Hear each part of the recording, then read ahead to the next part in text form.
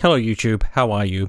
I recently saw the movie Prime Minister starring Jacinda Ardern about Jacinda Ardern, who is a former Prime Minister of my country of New Zealand. According to Wikipedia, she was the 40th Prime Minister of New Zealand and leader of the Labour Party from 2017 to 2023. So this movie is somewhat about her life and where she came from, how she came into politics. So I have to say I didn't expect that much out of this film because I always saw Jacinda Ardern as quite an interesting figure, somewhat of an unlikely leader. She almost kind of fell into the role because they didn't really have anyone with the right look or charisma to lead the Labour Party, and it came upon her. But I always saw her as liberal, kind of compromising, not really as progressive as I would look for in a leader, but also she had a certain spark and a certain aura to her that made her very effective being a leader. Kia ora, my name is Jacinda Ardern. I'm a Labour Member of Parliament and spokesperson for social development.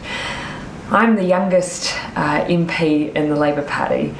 And that's one of the reasons why I think it's incredibly important that not only do more young people get involved in politics, but we need more young people to have their say about the direction that New Zealand is taking. Why do I say I didn't expect that much out of this film? I'd already heard that it was kind of saccharine and that it was a very glowing look at Jacinda Ardern, and what I expected out of it was what I got when, a long time ago, I read the book What Happened by Hillary Clinton, where she recounts and talks about her experience running against Donald Trump and her shock at losing to him. And in that book, I just found her very clueless, lacking any awareness of the things that she might have done, which led to her loss. And she more blamed it on a kind of corruption of society and a primal, disgusting instinct inside human beings that led to her being destroyed by Donald Trump. I mean, obviously, I was crushed, I was disappointed, and I was really surprised because I couldn't figure out what had happened.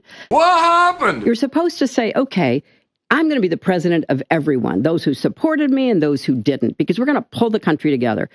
I'd hoped that I would hear a little of that. I didn't hear any of that. And then that carnage in the street and the dark dystopian vision, I was sitting there like just, wow, couldn't believe it. And George W. Bush says to me, well, that was some weird shit. Wow. The decision of one man to launch a wholly unjustified and brutal invasion of of Ukraine. Iraq, too. Anyway. And it was filled with these messages of her being inspiring because she is a strong female leader who people can look up to, and how she's got all this optimism and all of this hope. But also, what happened? Like, how did I lose to Donald Trump? She just seemed very confused and clueless, like she didn't really know what was happening. And it's not that I expected that exact same thing with this film. I just expected it to just be like a giant ad for Jacinda Ardern, and it's just making her look really good. And it even says on the poster from, I assumed, someone who's not from New Zealand, it makes you wish that you could vote for her. So I didn't have high hopes going in. I expected a bunch of pablum, and I expected to just snooze through it a little bit and say, well, that was an interesting infomercial for a former prime minister. I actually got a lot more out of the film than I expected. I learned a lot more than I expected that I would, and it really made me think a lot about politics and the interconnecting levers of power and being an individual with a personality trying to deal with difficult times. Like, it was just interesting. There was a large component of it, particularly in the first 2/3 of the film, that was mostly focused on just what a inspiring and interesting leader Jacinda Ardern is. I'm on record as having stated that child poverty and child poverty reduction is one of the reasons that I was motivated to get into politics and ultimately into this House. Putting in renters' rights, extending paid parental leave, the first year of university free, mental health. These are going to be our priorities. And it's not like those bits felt bad or anything. That was more kind of like the tone that I expected going into it. But as the movie went on and things became more intense and she faced a lot more issues and problems and it got to her a lot more personally, I began to find the movie like a lot more, what's the word? informative in quite interesting ways, and I'd like to talk about that now. So I found in this film that there was two distinct tracks or train of thoughts that were running through the movie, kind of like two themes, and this was also reflected in Jacinda Ardern's mentality towards politics and life. The first track was about hope and change, doing the best for people, everything being very exciting and new, and her rising popularity and how she became somewhat of a celebrity. And her attitude to that was like, I have to do the best I can, I have to try really hard, I have to really try to repair the world, help people, this sort of mentality. I would say kind of shot through with liberalism, almost that kind of like hokey, old-timey liberalism of like, let's all get along, let's all work together. I just want to say, can we all get along? Can we get along? She seemed to strongly have that sort of mentality going into everything. And that's more tied up in the human story, being pregnant while she was running for office, and then having a baby, and then she has to try to breastfeed this baby while she's dealing with the biggest issues that New Zealand is facing. She's on the international stage, she goes to the UN, she takes her baby to the UN, everyone's like completely shocked that there's a baby in the UN because that's like a first, basically. You've heard of Take Your Kids to Work Day, but a world leader made a statement when she brought her baby to the United Nations. That's right, a baby. Ardern is the second world leader to give birth in office, and now the first to bring her baby to the UN. And she becomes kind of like this icon around the world for women to look up to, for people to say, wow, like there's so much you can do as a pregnant woman, and as a mother, you can even be the Prime Minister of New Zealand and work through all these difficult issues. And that's the side of the film which is the hopeful and positive part of it, which I expected to basically be the whole film, kind of just a saccharine, liberal message of, hey, you can do it, go girl, sort of thing. But the second track running through the movie, which I found very interesting, and like I said, very informative, is about the brutality of politics. That politics is a contact sport, it's a game where people take no prisoners,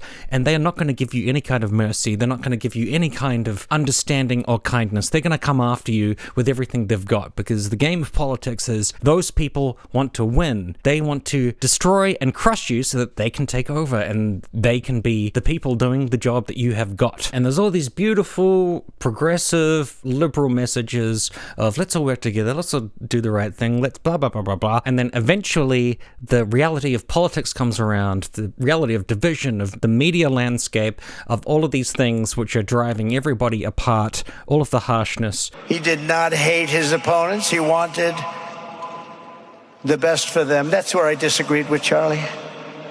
I hate my opponent, and I don't want the best for them. I'm sorry. I am sorry, Erica.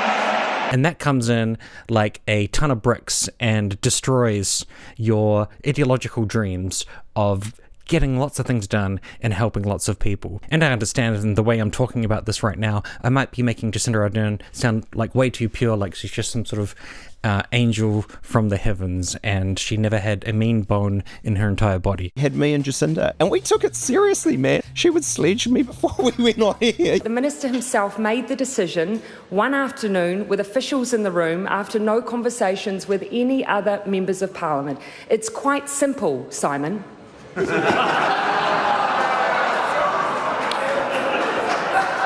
Order. Why didn't she directly answer? No, I'm sorry. I am going to interrupt. It's not an appropriate term to use for the Leader of the Opposition. The Prime Minister will withdraw and apologise. Speaker, I withdraw and apologise. Good one, I stand by the work that we've done as a government over this last year and over this past term. We've always made decisions that we believe to be in the best interests of New Zealand at the time. Question number 5, Nicola Willis. Thank you, Mr. Speaker. My question is to the Minister of Finance. 5, Nicola Willis. Thank you, Mr. Who wants a cup of tea? Leroy? Oh, I'm all good, thank you. Jacinda wants a cup of tea. Grant, do you want a cup of tea? No, that's fine. Stop talking, please, Clark. I'm not trying to say that, but I definitely think that her kind of optimistic, positive attitude going into everything, even though it was like a trial by fire and she was being put through everything by the media who was saying, are you good enough to do this job? Despite all of the hardship, she was put under, that her optimism and positivity and all of this do come off as genuine, at least in the film they do. I'm just looking at it from that perspective. But like I said, those are the two tracks that come through in the movie. There is the inspiring, the hopeful, the positive, people looking up to someone who is a leader, especially through very hard times. And then there's the other side of the harshness and the brutality of politics, because it's an incredibly brutal and dehumanizing endeavor to be involved in politics. It's really not at all about seeing the best in people or understanding others. Like, that's just not what it's about. She had many people around the world and in this country of New Zealand looking up to her and being like, she is an incredible leader and she's amazing. Reminds me a little bit of Obama in America. When he came in, everyone was like, Obama, you are just the most incredible leader. You are just fantastic. But it wasn't a very long time. They're saying, well, he's a Marxist, radical Muslim Kenyan who's not even eligible to be the president of America. And he's a scary invader, an enemy from within. A fist bump, a pound, a terrorist fist jab, the gesture everyone seems to interpret differently. We'll show you some interesting body communication and find out what it really says.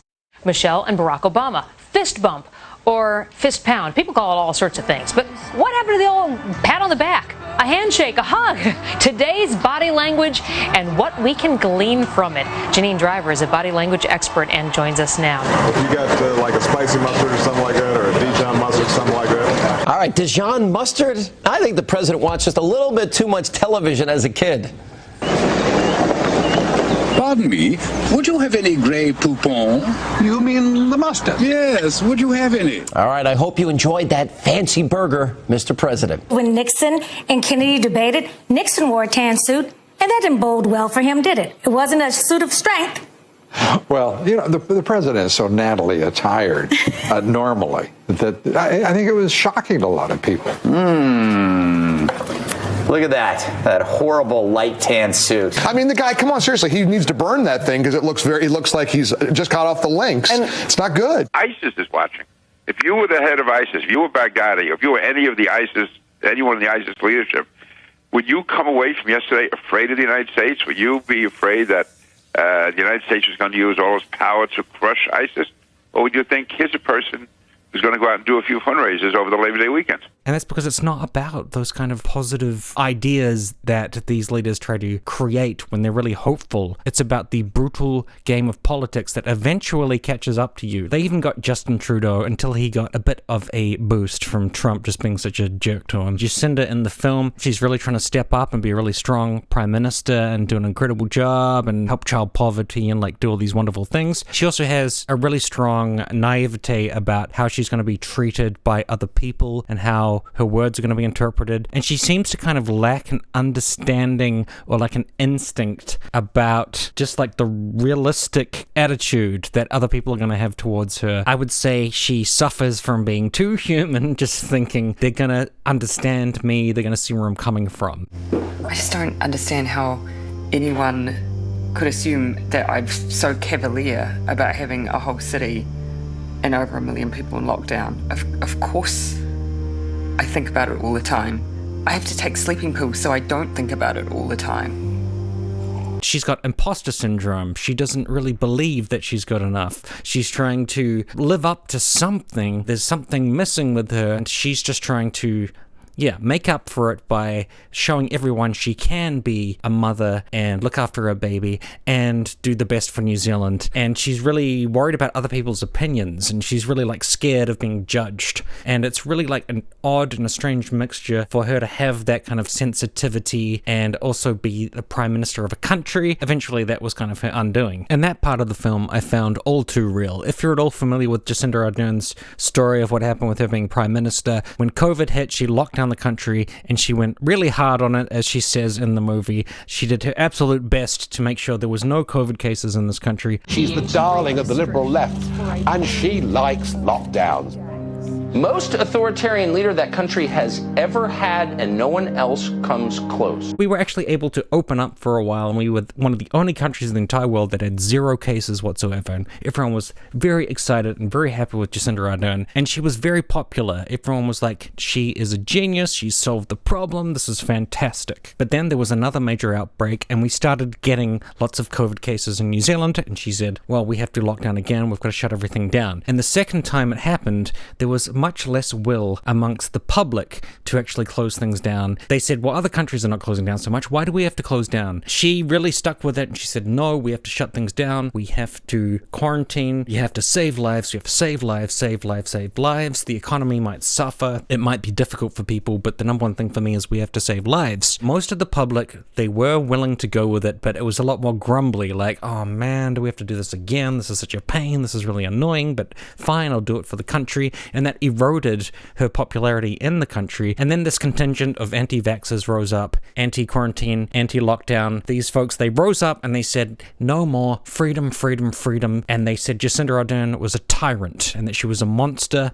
And they went to Parliament and they occupied it. Things got really crazy and out of control. They ended up burning half the place down in a big sort of riot fight with the police. It was carnage. Jacinda Ardern stuck strong, and she said, no, we have to save lives. I'm willing to go through anything so long as nobody dies from COVID. And they said, tyrant, monster, and also COVID is not that bad, the vaccines don't even work, and this is all just a play for tyranny. And a lot of the people in America agreed. She's ruining and destroying New Zealand. And she couldn't take it, she couldn't handle this. You really see this in the film. She takes a lot of it personally. She's like, why do they think that I'm such a monster? All I'm trying to do is save lives.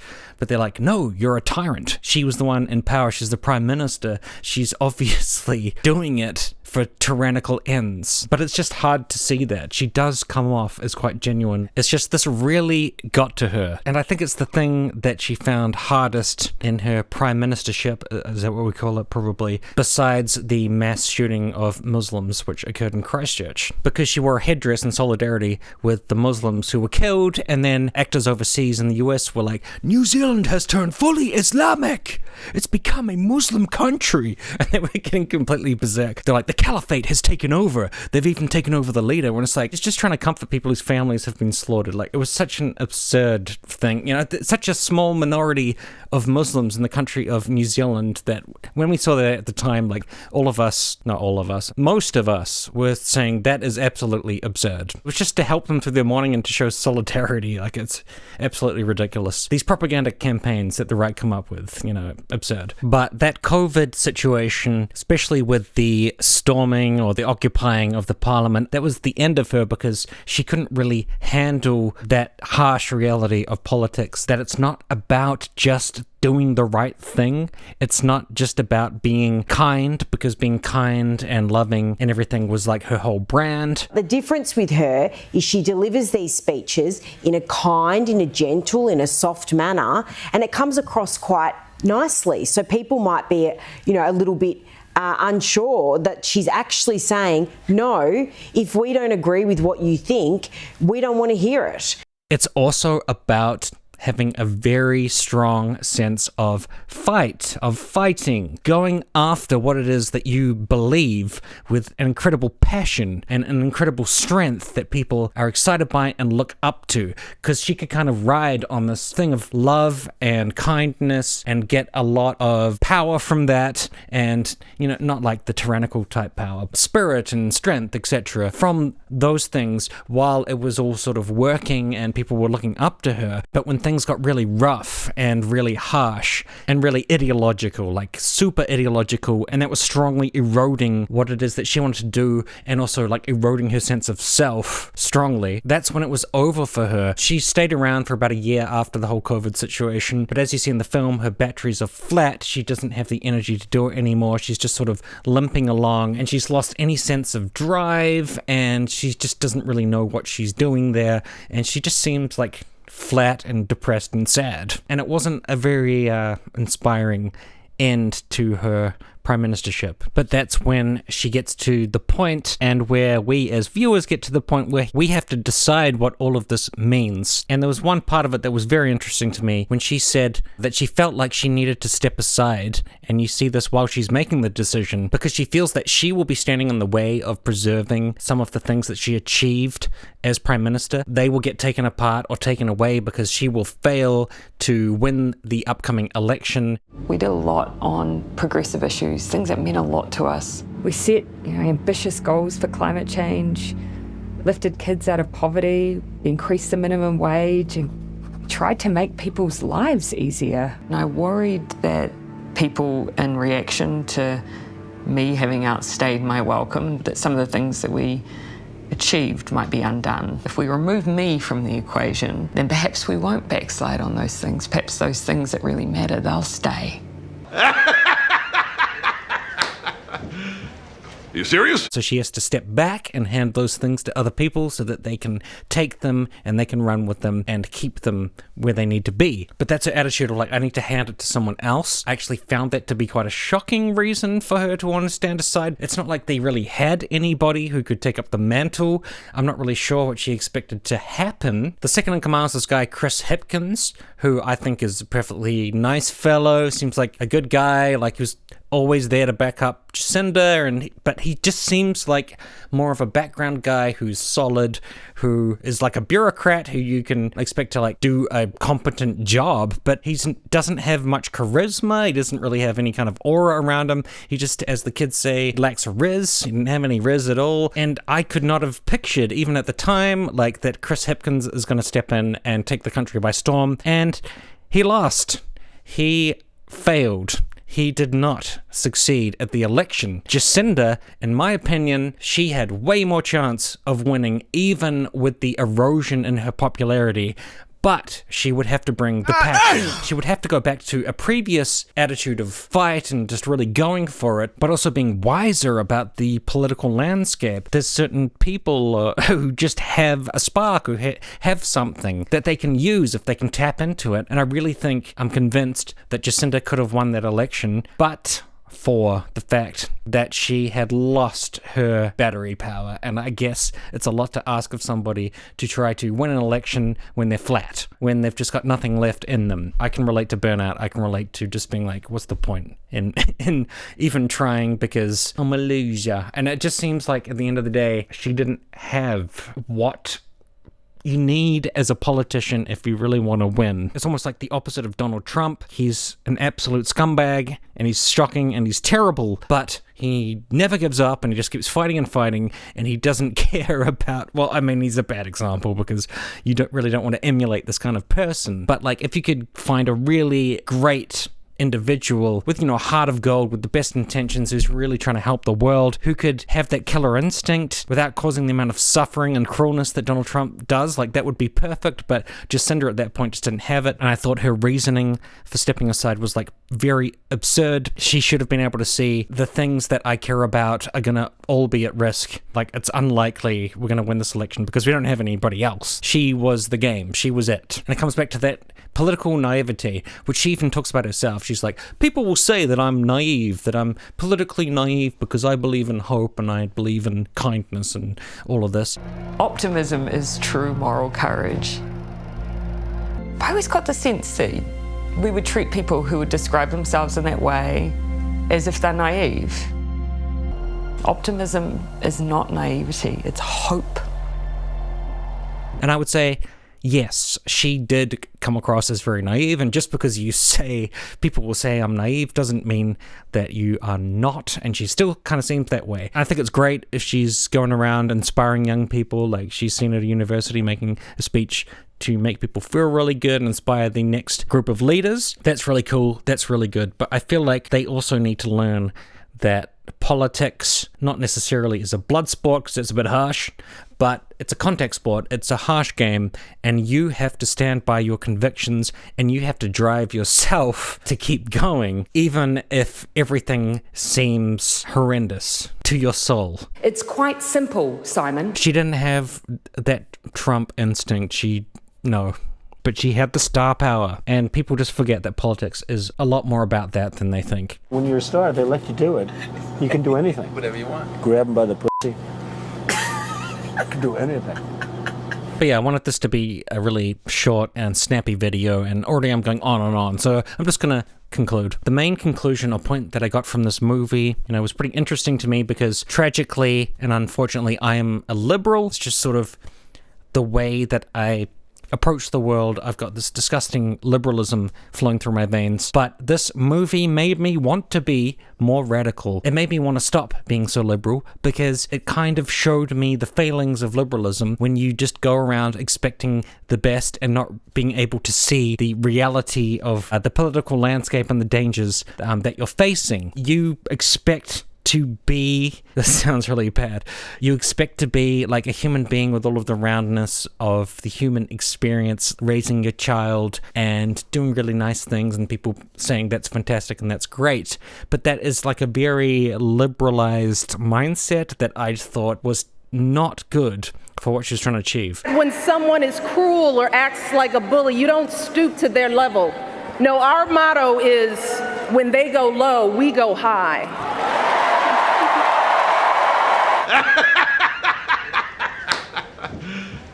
You serious? You kind of have to put aside a very human element of yourself to be successful in such a cutthroat field. And I'm not saying anything about me having the ability to do that kind of thing. Like, I couldn't even handle doing YouTubing for some time. Stuff gets to you. You find stuff really difficult. Comments and character assessments and all these different things really get to you. But when you're dealing, or when you're in the field of these things which are so important to uplift other people's lives, the movie really made me feel like liberalism's not going to cut it. Her whole I still believe kindness is the right way to go sort of attitude. It's great in many areas of life. I think it's a good thing to have in your heart and in your soul, but that can't be your application of politics because you end up being in a meat grinder that you don't understand. You don't know why you're in that meat grinder and you've got no way of getting out of it. And then when you come out the other side, you've got to quit politics and you've got to go and do some consulting and go talk at universities and this kind of thing. And there'll be more and more up to leaders who are saying, I'm going to keep it real.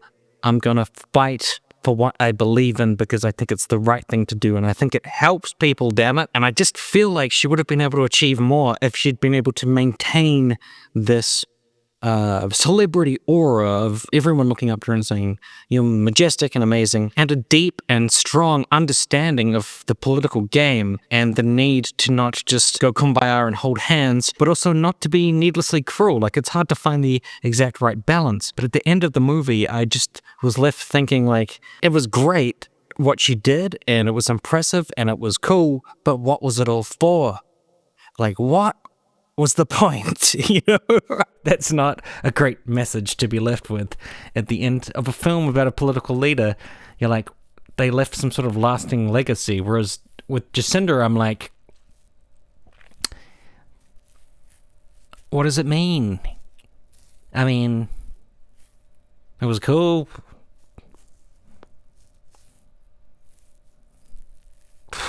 I don't know. Yeah.